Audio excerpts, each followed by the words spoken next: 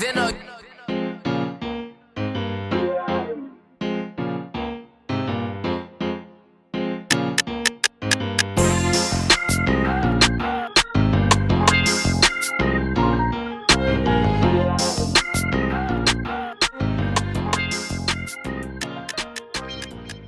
What up, what up, what up? Welcome to another episode of New Orleans Basketball and New Orleans Network podcast. As always, I am your host, Rafael Rattler, joined by my fellow middle brother. Good to see you again, son. It's been a while. How we doing? Yeah, man, it's been a minute since we got hopped on this beautiful network to talk anything, Pels, basketball, the city, anything. A lot of things have gone on since we've hopped on. But it's good to see you. Good to see you on across from me, so we can get into the NBA, which is an All-Star break, taking a break right now. But of course, the Pelicans can never stay out of the media because. No, they cannot. You know, they are the Pelicans, regardless of if you're worried about them or not. So this day we've had a lot going on, man. But it's so good to be back. So good to get back in the fold of things. How's everything on your side? Everything is blessed. It was so good being home. It was so good. So, by the way, Mardi Gras was incredible. Like, there was some potential rain. There was the Super Bowl. There was a lot of things that could have got in the way of Mardi Gras not being incredible. Ended up being incredible this year, having all of us home. This crowd easy. Let me comment on all of that, because you are absolutely right. I have been in New Orleans my entire life. I have gone to Mardi Gras my entire life. You know, our family has been entrenched in Mardi Gras for a long, long time. This Mardi Gras felt a lot like pre-Katrina. It was so much fun. There was so much love and so many people coming down, and just the parade going just felt different this year. The vibes just felt different this year. And I for one am grateful, because for a while Mardi Gras kind of lost a little bit of the shine between some family things that we had happen with us, rest in peace, Unc. And it just, the vibe after COVID and just a lot of things. But this year, seeing Dad and having all you guys home and seeing Dad have that enjoyment just felt incredible, man. And I think, us as a family, as well as the city of New Orleans, I think we needed a Mardi Gras like this, where it just felt so much love, and a lot of people felt really festive. And felt a lot about what Mardi Gras was all about this season. So, it was incredible, man. I just wanted to get that off, because I just had it on my spirit how great Mardi Gras was this year. No, you're absolutely right. Like I said, there were so many things that could have gotten in the way of it not being as big as normally, but like the crowds were wild and low key. I rode in two of the bigger parades, a night parade and the day parade. And you and I rode in one together in Zulu on Mardi Gras Day. There were more Pelicans paraphernalia, hats, jersey than there were Saints. And I never thought, like you said, we've been going to Mardi Gras our entire lives. I never thought I would see more Pelican stuff than Saints stuff on a Mardi Gras route, but here we are. So before we get into the show today, make sure you guys follow us on Twitter, on X, on IG, on TikTok. That's NO Basketball No E. Make sure you like the episode below. Make sure you subscribe to the channel as the Pels come down this final stretch. So you mentioned All-Star break is what we're upon. It's weird. Like, the Super Bowl just ended, so like there's no football on TV, there's no basketball on TV. It's kind of like a null spot, like almost like those summer days where you're like, just give me something, give me slam ball right now. But the All-Star weekend happened. The coolest thing was probably Sabrina versus Steph, because the dunk contest was whack. The skills contest was awful. I don't know what the All-Star game itself was. That was... I don't think the NBA knows what the NBA All-Star game was. That was like a rec game when you put all the sliders up. Like, it was atrocious from that end. Like, the 3-point contest was cool, but like, that wasn't even the coolest part. Like, it was the Steph versus Sabrina and stuff like that. But like you mentioned, Draymond Green was on his host, getting ready, doing his Cameron Jordan impression, getting ready for the career after the career, doing his broadcast piece, and Chuck and Shaq brought up, contenders going down the stretch, and Chuck's like, what about the Pelicans? They're in a unique position. They've got 3 All-Star caliber players.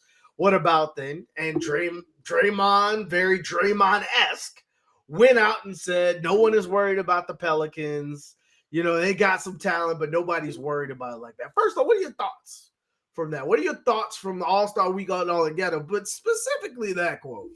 Yeah, All-Star weekend was trash. Shout out to Sabrina. Shout out to Steph for kind of holding it together. Sabrina's incredible. Cannot wait to see them kind of get this going. I think they said they're going to make this a yearly thing. I think Steph is going to play and Sabrina's going to team up with Caitlin Clark once she hits the league. Maybe if she hits the league next year. And so that'll be fun. The Draymond comment. So everybody, I posted the video and everybody saw the video. The full context of the video is still the message is still similar, right? Chuck was talking about they were just going around. Obviously, the All-Star game. It was the alt broadcast with Taylor Rooks, Charles Barkley, and Draymond Green. And they were just obviously the All-Star game is going on. People are launching 40-footers and 50-footers, and nobody's playing any defense. So who cares about what's happening? So as Chuck and Draymond do, they provided the entertainment, and they were talking about teams in the West and things like that. And Chuck called the Pelicans a wild card and said, "Hey man, like you were going down the list." He was like, "That team in New Orleans with Zion and those guys." Going forward. And then he said, that's a team that you need to, to watch out for.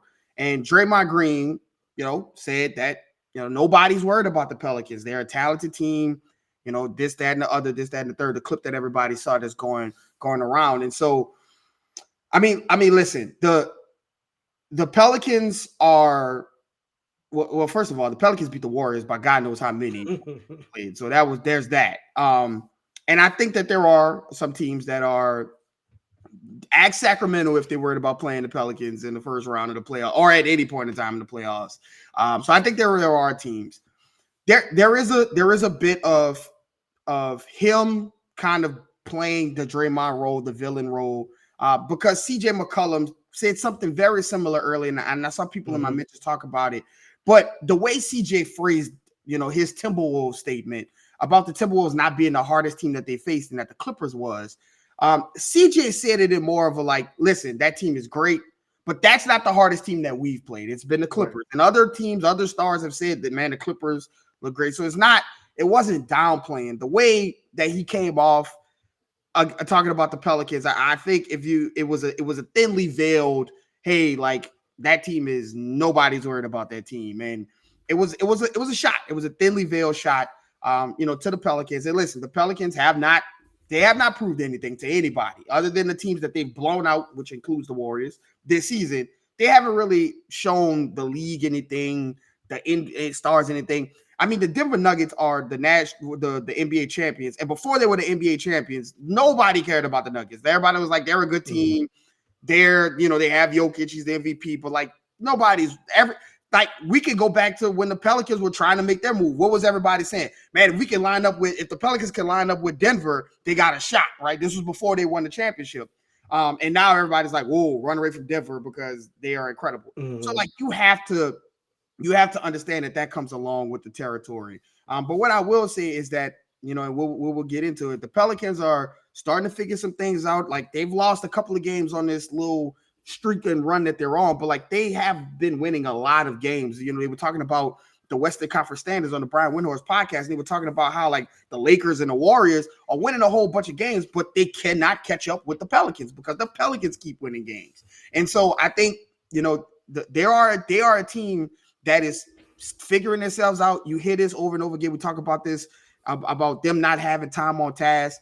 It is not an excuse. It is a truth.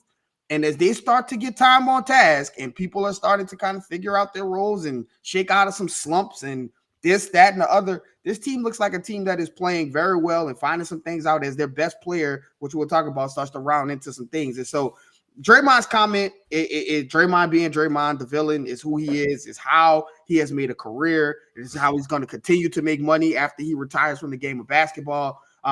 There is a parcel of truth in it. It's sometimes not. It's the old adage. It's not what you say, it's how you say it. And I think that the way Draymond said, and the way that he presented that information, I think it rubbed people the wrong way. I'm on the fence of Guys got 4 championships. He's looking at the contenders. Mind you, where they are in the standings right now. And he's saying the Pelicans haven't done anything of record in the playoffs to make me respect them yet. But to your point, until you get there, nobody knows what Zion Williamson looks like in a 7-game series. Like, even the Pelicans don't know that. And so if you don't want to be worried, fine. But when that matchup comes, if it does come, I don't think people are like, yeah, let's see what Zion has in round 1. Like, I just think that's going to be an interesting piece. But the Pelicans are a flawed team. Like we talked about all year. They didn't make any moves at the deadline, which, by the way, how did you feel about Dallas getting better? Everybody's wounding over the Knicks, but like, I just feel like, damn, Dallas got another one. First, it was Derek Lively in the draft. Then they get Gafford for like a late first. So basically, the Pels are tied to this roster. They give J.R. Reed, a little 2-year minimum contract, things like that. But like, how did you feel? Did you feel like this was an opportunity for them to, splurge into maybe a little bit over the tax to get that extra piece? Or do you feel as if, hey, just give it another year? I think we've talked about this ad nauseum. I think we both know, for your reasons and my reasons, Daniel Gafford was the guy that we had circled on our board. Like, he's attainable. He's kind of exactly what you need. And he's a guy that, you could go get for not a lot, and he doesn't make a lot of money as well. And so there was a way, like, you see what Dallas gave up to get him, right? They gave up a first round pick. It was a kind of a course correction pick that they had to use in order to kind of get out of the Grant Williams stuff and all of that. So it was kind of a course correction first round pick. But like, Daniel Gafford would have been great. I mean, listen, David Griffin said rim protection, like, by name. We keep saying this in the postseason presser last season coming into this season. And it still has yet to show up, right? Larry is playing well, but again, you can't rely on Larry Nance to be there every single game and to rely on him to play some of those heavy minutes because we know what happens, right? He doesn't make it to the end of the season and healthy and stuff. So I would have loved to see that part get addressed. I never believed in the DeJounte Murray business. I never thought the Pelicans would have seriously considered that, because in order to do it, you would have had to given up some of these other guys that's on the roster. And we've seen David Griffin say on record, I hung up the phone when they were calling about Willie Hernan Gomez. So if you calling about Herb Jones or Trey Murphy, good luck getting that phone call through. So I never bought into that, but I would have liked to see them address the rim protection. I think Daniel Gafford is one that we'll be looking at and says, he got away. One of these games he had 16, 10, and 5 blocks. And I'm like, oh my God, that would have been perfect for the Pelicans. But it is what it is. They got the guys they have. They want to see what's going on. They want to push that repeater tax back an additional year. These are the guys that's on the team. Nobody's being traded there. Maybe you play the buyout market and you can get lucky with these new CBA rules that the contenders can't sign buyout guys who make over a certain amount over the mid-level. So maybe you get into that market a little bit. But I would have loved to see them get to get Daniel Gafford. The Mavs, man. All Goddamn I know Mavs. Is that whoever the next Jalen Duren, Derek, I know this draft not supposed to be good. Derek Lively, the Pels need to get that player. Whoever that player is in this upcoming draft, the Pels need to walk up to the podium and draft them or whether that pick. So we talk about them being a flawed team. Obviously, a big part of the Pelicans team has been defense. Dyson Daniels tears his meniscus. It feels like Dyson going through this patterns. Like, he struggles, he gets in the rhythm, he gets hurt. Like, this happened to him last year, and you kind of saw him, the light bulb turning on for him offensively this year. He gets hurt again. So he's a New Orleans. So he's a player for the New Orleans Pelicans. But again, he's the youngest player on the team. So hopefully he recovers well with enough time, hopefully, to get his feet underneath him before the playoffs. But speaking of the playoffs, the Pelicans are right now tied for 5th. With Phoenix in 26 games left on the back half of the stretch, which, you and I have been talking about. I talked with a couple people who, are really have hoops fans. This is like the most competitive the NBA has been in a long time. Like, you honestly feel like man, if this matchup shakes here, if this matchup shakes here, like this team could get out, this team could get out. Oh, if everybody's like, there's so much parity, especially in the Western Conference and the top couple teams, that like it's just an exciting place to be because it's not like, oh, LeBron is playing against the Warriors in the finals again. Like there's a lot of things untold. But something to keep an eye on, and you're starting to see it. JJ Redick mentioned in his podcast earlier today. You talked about the Chuck and Shaq, and people are starting to pay eyes to it. You know, a couple weeks ago, Zion was dead in the water. You know, he got embarrassed in Las Vegas. You know, this isn't the guy. He's a bust. You know what I find interesting? I saw so many people and listen to so many podcasts where they're like, man, the dunk contest is broken. Someone needs to WWE go walk up to Zion Williamson and tell him get in the dunk contest to make it. So is he a bust or not? Like, is he the guy saving All-Star Rican, or is he the guy? Like, it's just he's such a huge factor in unknown because people feel one way or they feel the other, but really you don't know how to feel because you haven't seen it. Yeah, you just haven't seen it. Mm-hmm. And I think people are upset that they haven't seen it, and it's more that than that person. But let me tell you this. I was looking at, again, I've been rewatching games because there's nothing else to do during the All-Star break. And, like, I'm watching some of these top games and top competitors in the West, and, like, almost every single best player on the Wolves, like Anthony Edwards is averaging career high. Shea for the Thunder, he's an MVP candidate. Kawhi's career high official. Like every single one of these teams, their best player is doing something they haven't done before. Like even Luka, who walked into the NBA and like I'm a 97 on 2K. Like that is the type of level that these players are playing with, except the Pelicans. You could look at the Pelicans team and say, man, BI hasn't had his best season yet. Zion hasn't had his best season yet. Trey, who everybody was the most excited for, hasn't really gotten the rhythm yet, but they're still tied for fifth in the West. And so you could look at it two ways. Sometimes tend to look through the prism of, well, in the playoffs, it's all about who's the best player on the court. And do the Pelicans have that with this equal opportunity offense or not? I tend to look at it, especially how things are trending and how Zion's been playing and how Willie Green's been buying in to the point Zion lately is this guy now, some of it is due to his own malice and not being in the best physical condition to play a season.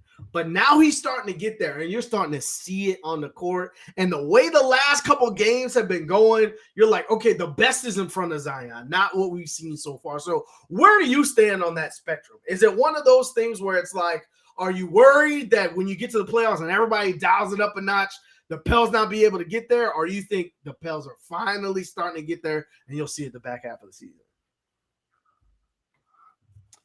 I look at the Pels and where they are now in regards to Zion season, like you said, Brandon Ingram season and Trey season.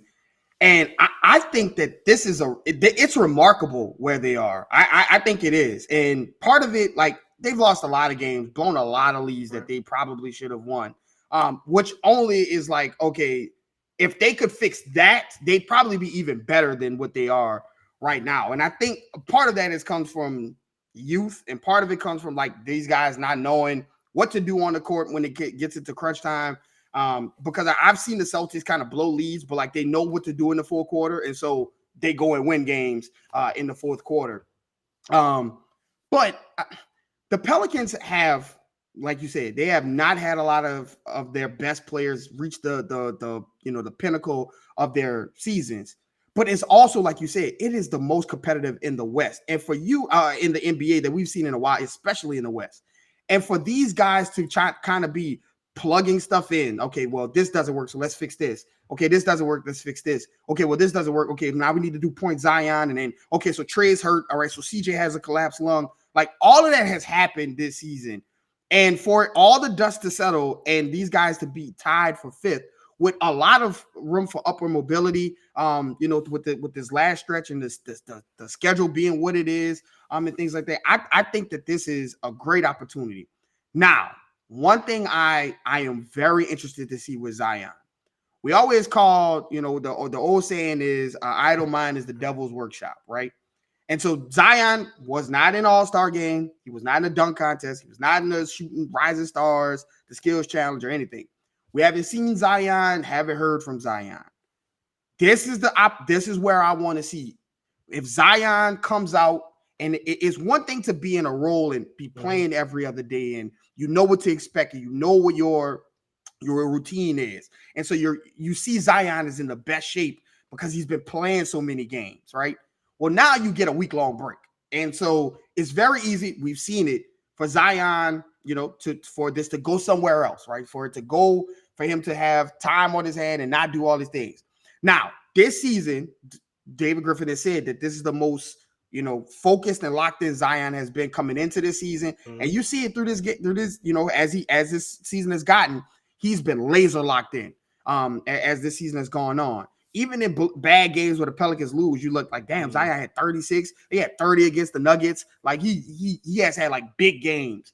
And so this seems like a different Zion. And so I want to see Zion on the other side of this because, damn it, the jokes and all of that. If Zion is in the playoff, there is a very good chance that Zion is the best player in that playoff series against a lot of teams, right? And in one game, Zion can be the best player. We have seen it. We have seen him be the best player on the floor, regardless of who's on the floor. Last season, he was 360 in on the Kevin Durant and Devin Booker and the Suns. He was dunking on Jokic and Denver, right, when he got going, and he was in that role. So you've seen this guy be the best player, and Zion is tailor-made for the playoffs. A guy that is just a mismatch, that no matter what you do, he is a mismatch, and that in those isolation moments, like Zion can score in isolation. That is not his issue, not his problem. And so he is tailor-made for the playoffs. And so this is all on. We have on the show notes. Zion has the keys. This is all on Z. We've seen Brandon Ingram at his best and leading his team, and he has done a phenomenal job when Zion was out. But there is a different level of expectations. There is a different level of play when Zion is the best player on the floor, and he's the guy that is driving the success. And so this coming out of All-Star break, I want to see that game Thursday. Thursday, you've heard the Draymond comments. You know what's in front of you.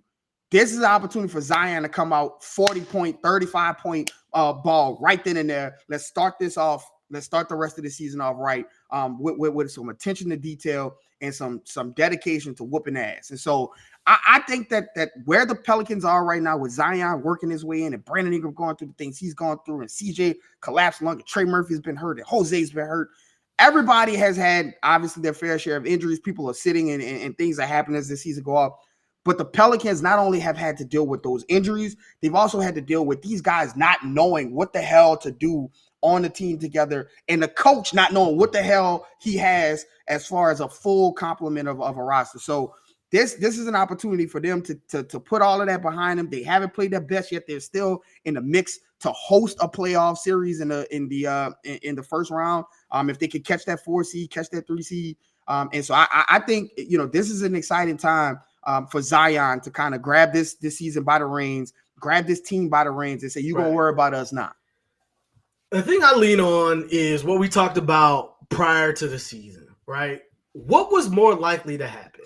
The Pelicans to get another star of Zion's talent caliber, just anyone on that tier, or for their 23-year-old to start to figure things out and mature the way that everyone who's around them says that he is. What was more likely to happen, right? And so to your point, like, I think, people give Willie Green a hard time for, CJ say, hey, you got to get the ball in Zion here, baby. Like people are like, why is Zion touching the ball more? But to Willie's credit, I think that, oh my goodness. I think that the first gotta give him credit. Season, Zion wasn't in shape to be playing Zion. Because like you and I be talking about, like, why is he so far behind the play when like all 9 other players are already in the half court set? Like there was too many of those. And then there'd be spurts where he'd be playing well, and then like spurts when he's not playing well. And a lot of it probably has to do with conditioning. And to your point, like if you're a head coach and you know that, hey, I can give this guy the ball, But if he's exhausted by the time I get the ball, he's probably going to turn the ball over. So 1, that makes him look bad. 2, that makes me look bad. 3, that makes Brandon Ingram look bad because he's the guy who drove us here last year. 4, we probably lose, right? And so in those scenarios, I can get why, and we talked about it before the season started. I think that there was going to be an equal opportunity, BI and Zion, until Zion got to the point where he was feeling like Zion, and then it was obvious where the ball needed to go. And I think we're starting to get to that point. And so you mentioned, like, having some time off in between the breaks. The most important thing, and that's why I think you and I talked about it when the trade first went down, when it was CJ McCollum or De'Aaron Fox, the New Orleans local. I think we were wrong in saying that De'Aaron Fox should have been the pick because of the age, because not just what CJ brings, like his skill set, the catch and shoot next to Zion, like that's a perfect pairing, but like his leadership of, you have the talent that very few people have ever possessed. These are the things you have to do day in, day out. And it's different when like you're hearing it from a coach or a parent or something like that versus a teammate who you respect at a high level, which I don't know. Like, I know Drew was on the team, but like, I don't know if Zion was in the space to hear that. And now when you have CJ, that like CJ talked about it, he talked about people not being aware of what's going on in New Orleans. Well, part of it, they were like, well, what's going on with Zion? He's like, I already know that, he's getting his workout. He's doing his treatment. He's got a tea time. I know what's happening while we're not playing right now during the All-Star break. And that's another level too, right? And so for me, like the check marks are starting to be checked in terms of what you want to see out of a superstar. Like he's starting to recognize like when to take over games and when to get other people going and try to get BI going and try to get the shooters going versus give me the ball. Like Willie Green tried to check him out of a game. He was like, no, I got, like, those are the type of things you want your superstar to see. You want to start seeing your superstar saying, yo, Kawhi, I know you want a heater, but I got him. Like, that's what you want to see out of the guy who's supposed to change the direction of the franchise. And you're starting to see some of those things, right? And so with all of that being said, with all the momentum being behind what it is, we got to talk about point Zion, because like the stat that every single podcast, every single video, every single analyst has shown is his 1.4 points per possession in the point Zion. That would equate to 140 points per game. Like, it's by far one of the best in the NBA right now. And it's because he has the gravity of a Giannis. He has the gravity of a LeBron, in that if you don't bring 2 and you don't bring 3 and you don't bring 4 sometimes, you look dumb. Like you look dumb. You look dumb leaving Zion with 1 or 2 people covering him versus leaving a wide open Trey Murphy. Like, that's the choice you should make, especially in a playoff game. But talk to me about what you've seen out of the point Zion. Like, his assists are up, his points are up, the blocks are up, the free throw attempts are up. Everything is trending in the right direction. What have you seen from this wrinkle? And how do you think Willie Green needs to dive deeper into it as we close out the season? Yeah, I mean, listen, the point Zion thing was staring everybody in the face. I mean, we saw a little bit of it with Stan, but like Stan Van Gundy, but like it's been staring everybody in the face. And listen, the thing that makes Zion incredible is that he is a talented, all borderline elite passer. Like, that is just something you either have or you don't. You can get better at playmaking, but like, there are some things, like LeBron just has it. Like, he just knows where to get. Jokic, they just have it. That's not something you coach. That's not something you brought out of them. That's just something you have, right? Giannis is not that he doesn't have that like that. Like, his dominance comes from, I'm just going through you and score. Now, he can play make. Don't get me wrong. He gets his triple doubles, but that's not his strong suit. Passing is a strong suit for Zion. And so you seen countless times where he's turned the corner and he's eyeing Trey in the corner. He's looking for Jordan Hawkins, or he's looking for CJ, or he's looking for CJ in the trail position. Like, he has those type of visions. But what makes him so great is that he doesn't need a lot of motion in order to score. And so when you're playing him and you're like, okay, well, I have to push up on him because I can't let him just put me on his hip. well, I can't push up on him too much, so I have to play off of him and we'll give him the shot. Well, now I'm taking up that space, and you can't commit to coming over to help for the shot because he's going up for what looks like a shot. He's hitting that guy in the corner that you thought he didn't see. And so that brings a unique kind of like a player to guard. And so, it is unlock the offense. And I think what it does is it gets Zion involved, and it gets him involved. You've seen Zion kind of check into this alter ego where he's like yelling at himself and talking to himself. Now he's like, oh my God, like when he scores and he's flexing, that's an alter ego. The way you feed that alter ego is that you keep giving him, keep him involved. Now you're starting to see him get back on defense for blocks. Now you see him like, all right, I'm in this. Like the juices are flowing. I'm in it. As opposed to like if you play him off the ball and for large amounts of times he's just standing, like it's hard to get that big engine revved up, right? And to get it up and down. Whereas if you're running and the sweat is going and adrenaline is running the whole game, then you see this better version of him that affects all aspects of the game. And so it makes him better. It makes him better because it involves him and it accentuates his best skill sets. But it also makes the team better in the sense that he becomes more of a leader on the floor because he's so locked in. He talks about how much he loves hooping and how much he loves to play the game of basketball. Like any hoop head, you see that alter ego that people. Steph has it, LeBron has it, like Anthony Edwards has it, where he's just locked in those things.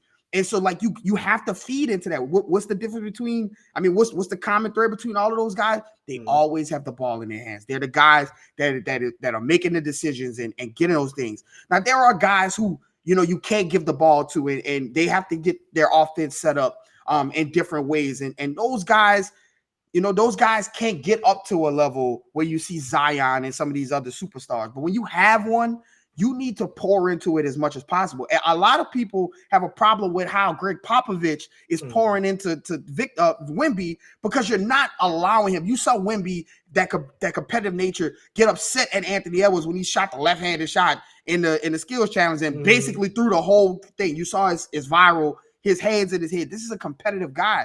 You want to feed into that as much as possible. Zion is the same way. And so when you and when Willie gives the point Zion the looks, I think it just increases the entirety of the team.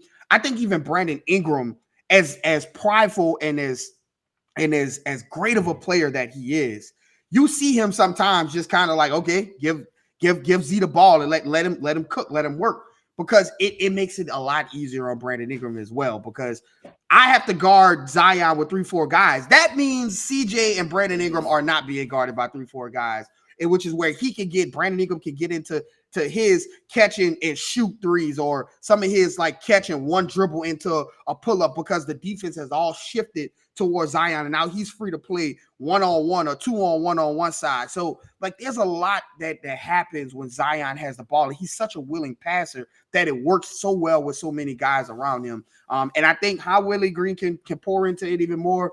Get some more shooters on the floor, man. Let Jordan Hawkins play some of those corner threes with where Jose is, right? Jose has done some really good things on the floor, and he's to be commended for that.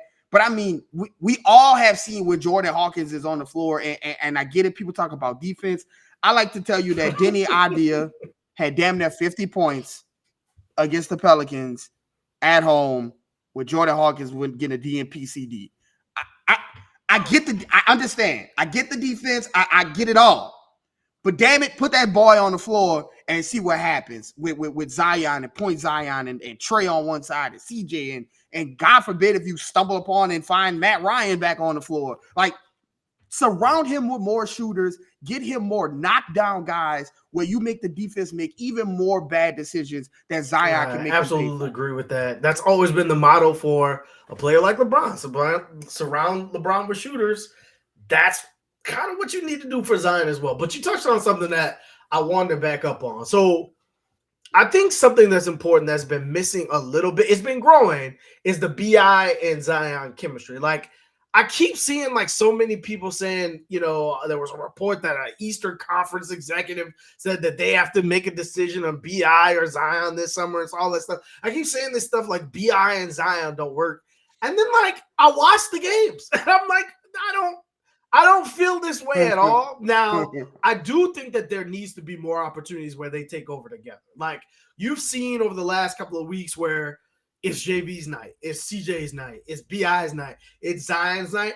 I'd like to see more it's Zion and BI's night because Zion dominates his minutes and BI dominates his minutes and things like that. Here's my question to you. Knowing you've seen BI take it to another level once the playoffs came around. His first outing averaged 31 versus the number one seed in the West. You haven't been able to see it with Zion, but something tells me I ain't too worried about it. Are you worried that like they'll be able to do it together in the settings where it's like we're taking away what you do best, BI, and what you do best, Zion, in this particular series? Do you think that they'll be able to adapt quick enough in a first round series where they can say, this is how I get mine, this is how you get yours, and this is how we get it together? Well, I said earlier, like in an earlier episode, that I don't think that we would see the best version of B.I. Zion this season. And what I meant by that is because their contracts have been together for so long, but they've been missing so many times. So all of those games that you should be like these games right now should have happened the first year that they were together, or the second year that they were together, or the third year they were together, or the fourth year they were together. But now we're here in the fifth year and they're getting this and you're starting to see some of the fruits of the labor. So I don't think that you'll see the best version of B.I. and Zion this season. Now, I do think that you could see those two guys be good enough on the floor or be such supernova talents that in minutes, and maybe this is something that Willie Green needs to pour into more, that you own these minutes. Okay, so Zion, and they start, Zion is the first sub out, whatever, or BI, whatever. Let's just use Zion as the first sub out. BI and JV or BI and CJ, whoever is usually like BI and Trey now, but BI and whoever, these are your minutes. I need you to get going. I need like a 12 to 14 point quarter here. We'll bring Zion back in the second quarter, sit him down. Zion needs to have his, however because there are times where Zion is picking apart the defense.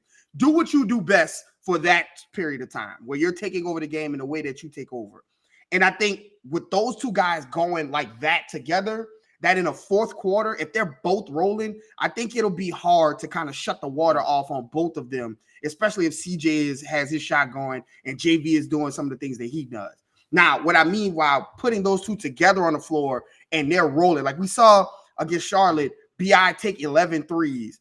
Like that is great. And he made 7 of them. That is great for him, like to play with Zion. I just don't know if BI is comfortable with that being his game plan every single game. And we've seen it. Like he wants to be on the ball. He wants to influence the game how he wants to influence. And so I think that it's going to take even more time than what's available this regular season for that part to kind of iron itself out. And I think it has an opportunity to do it because BI has taken steps behind the 3-point line, because BI has taken steps in the catch and shoot, even long twos. And because BI has kind of evolved into, I can take, a dribble handoff, one dribble, and I'm up for a shot. I don't need a lot of doing some of the things. Now we've seen it where he needs the ball a lot to do some things. And that's kind of where he's best at, his isolation scoring. But he has taken steps to evolve his game to fit around Zion. And of course, Zion has been available more and has turned into, okay, point Zion. I can pass the ball and get set up guys, dribble handoffs with BI and Zion. It's very hard to kind of get. So I think that those two guys can get their games going in different parts of the game. And then in the fourth quarter, because they're such like players who get on a roll and they can keep going, that they could kind of dominate in a playoff series together in that sense. But as far as like those guys figuring out from like start to finish, how we see with Jamal Murray and Jokic and Giannis and Chris Middleton and some of these LeBron and AD who've been playing games and games and games, who know each other and know what to expect and know where each other are.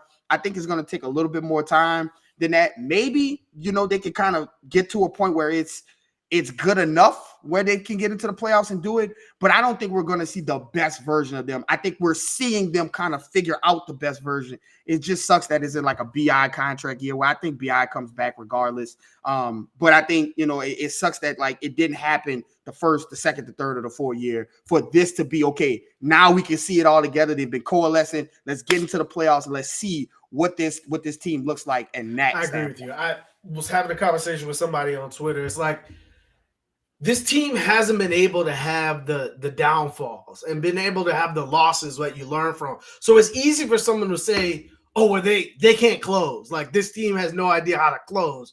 Well, if you look at most teams, they struggle to figure that stuff out because they're trying to figure out where this person normally is and where this person's going to be. So when I get doubled, I know without looking that it's hit. Like it takes time, and this can come with wins. It's going to come with losses, right? And it's because this team is so talented, people want to just press fast forward on that piece, but you have to go through that to understand where you need to be on the other end. Like people are like, well, what do you do if Zion can't shoot a jump shot? He can't shoot a three. What do you do with him at the end of games? He can't close.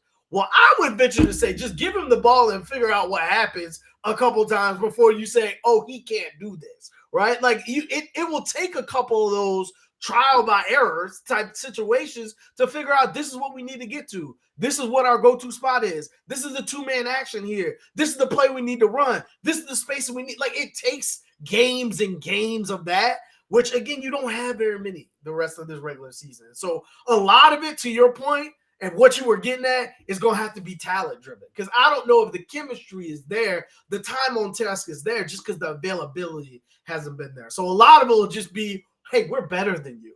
Our team is better than you, even though we're not running the most fluid stuff, even though it doesn't look the crisper. I'm just going to go to the basket and you have nothing to say about it. That's what the Suns are banking on. The Suns all of their players are brand new. They like to hell with it. We got Bill, KD, and Devin Booker. Good luck guarding that. To end off the show, it's an interesting topic because you look at the season so far, and Zion's missed 11 games, but only 4 of them have been like through injuries. 6 of them were the back-to-backs. One may have been like when he had his child. There's 5 back-to-backs left in the season. For Zion to get all NBA, there's only 4 games that he can miss the remainder of the year. Do you think, my question isn't even, is he going to be all NBA a player? Because if he continues this trajectory, he should be. Do you think the Pelicans are like, yo, we're going to keep sitting him on back-to-backs? Because there ain't that many games left. And like every single game matters now, especially with the way that the West is right now. Do you think the Pelicans' strategy of Zion with the back-to-backs for the rest of the year changes? Or do you think they say, hey, we just want to get to the playoffs healthy and figure it out from there? I'm not going to lie to you. I think it's this. I want it to be the first one. I want it to be where they like to hell with it, let him play. But I think just like the some of the Pelicans fans, I think the Pelicans are so jaded where they're just like, Lord, whatever it takes. Like, let's just get to the playoffs. Nobody's going to care about if he was eligible because Zion didn't make All-Star. I still think he has a shot like to get like third team, maybe if he's still on this. But it's going to be very, very difficult for him to be all NBA without being an all-star. So I think with that thinking, I'm just like, listen, he's not going to get it this year because of the everybody eats offense, the whack-a-mole offense, and everybody everybody's rising with Zion as opposed to Zion rising, everybody's following. And so whatever it takes to get this guy healthy, I'm much rather him, for me personally, I'm much rather him sit out back-to-backs and some of them. I don't think he's going to sit out all of them. Now, and they get to the playoffs healthy. Now, I would also love to see them say, okay, well, we're going to sit and you hear stories from Will or whoever that Zion is pushing back on that. Now, I would love to see that. We've heard some of that with Joel Embiid, where he was like, to hell with that. Like the medical staff told him he wasn't playing. He was like, to hell with that.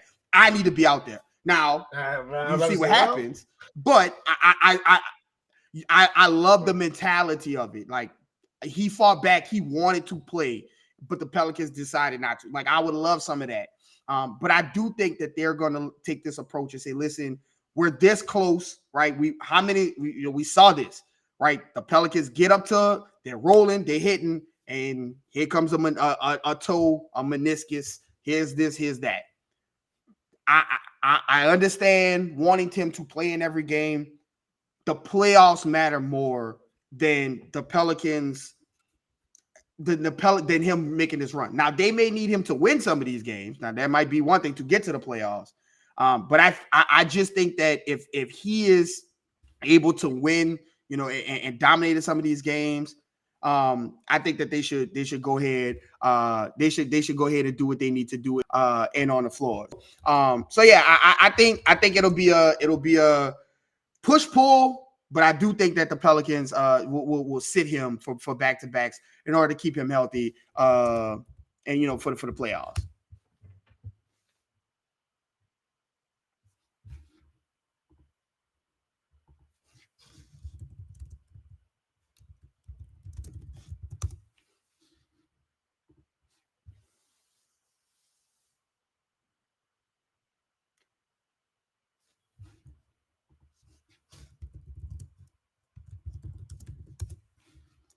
Yeah, I think we might be having a little bit of audio issue with Raph. I think his mic and everything, but I think he was saying, listen, the Pels have an opportunity here to kind of do some things as they come back from All-Star. It's going to be driven by Zion. The entire team is it's a deep team, but you have to be led by your superstar. And then also, with help from Brandon Ingram, CJ, and JV. So with that being said, we're going to have another episode coming to you shortly to kind of make up for this, this time that we've been away, dealing with Mardi Gras and family and work and things like that. So appreciate everybody rocking with us, man. You guys have been awesome. We've gotten all the messages, all the DMs, all the support in the comments, and things like that. We appreciate that so much. Keep those coming. Let us know what you guys think. Is Draymond right about people not worrying about the Pelicans? Do you think the Pelicans have an opportunity to make any kind of run right now? What do you expect from Zion and come moving forward? Like, let us know in the comments. We read them all. We talk amongst them all. We try to reply to some of them as well. So please hit us up and let us know what you guys are feeling about this Pels team moving forward and things like that. So as always, you never know what people are going through. So give someone a smile today. Follow myself at Garrick_Rattler. Follow my brother at Raphael_Rattler. Follow the page. That's NO Basketball, no E. That's on Twitter, Instagram, wherever you get your socials. And subscribe to the page at NewOrleans.basketball, wherever you get your podcast or anything, and especially here on YouTube. And we'll see you guys next time.